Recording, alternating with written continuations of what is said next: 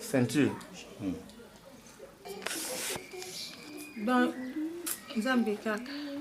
Ngoza la vraiment que muto anga kufa. Ngoza ero makamususu. Po bazaki na instrument tout. O bakoka ke basisa biso. Mais esalami o esalami. Ngande makofi babeti ngando na betami. Makofi. Osale bangoni. Rien du tout. Quand on bakota ki to pesa. Do pesa nini? Papa a pesa mbongo.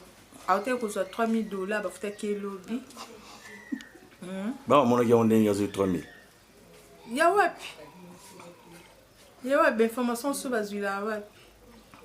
Et puis clé de contact, a pesa clé de contact, mutuka baebika ilala na oasis mais place baebite. To cité place mutuka ilala ka.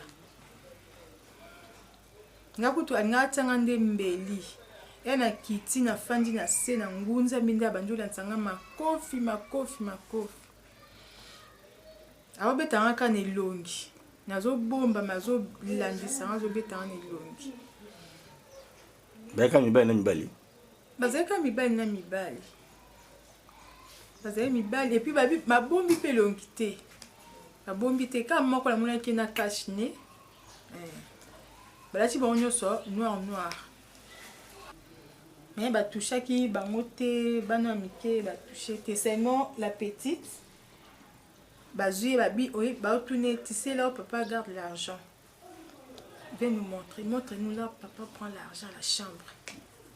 Est-ce qu'on banga zo les années kaka, je ne sais pas. Bati qui est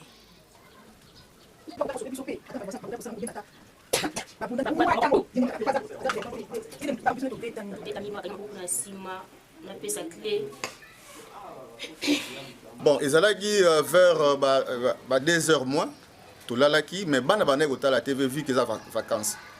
Malamo babenga na chambre, bana baganga, oh là papa, il y a des policiers qui font le contrôle, on a besoin na yo. Oh, policier héros. Na binga na fongola raté, bazo bouka porte na façon moko terrible et terrifiante.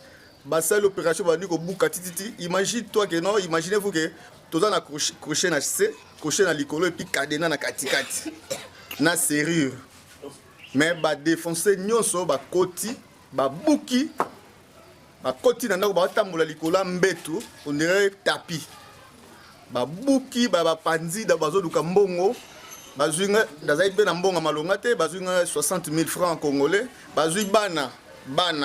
Bambon na bango ya mikem ngazo so ba 30 000 ba 20 000 francs ba kena ba zui ba téléphone ba biloko ba bijoux ya madame ba zui bilamba ya valeur ba zui biloko ebele ba ke donc jusque là to sali inventaire te akoye ba nini ke ina nini etikali donc ba zui o nyoso ba ko ba soulier ba ke nango donc on est resté comme ça mais c'est que moi je déplore les animes place si tozali awa na mupandi bosoko ke il y a quelques troisième parcelle. Général, il y a la police, avant Narawana, général Munga, je dois citer les noms. Sorop Boy, général Bokungu, Akufa Matika, élément, on a protégé la famille.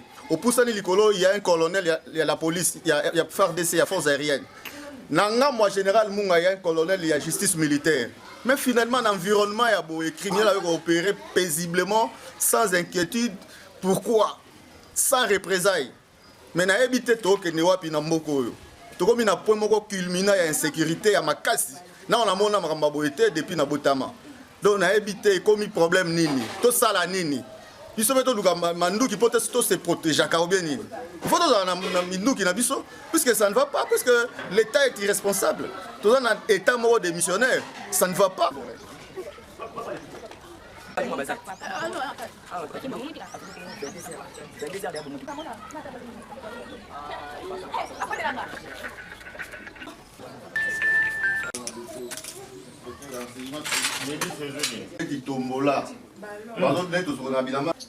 Donc c'est son mais quand ils sont arrivés.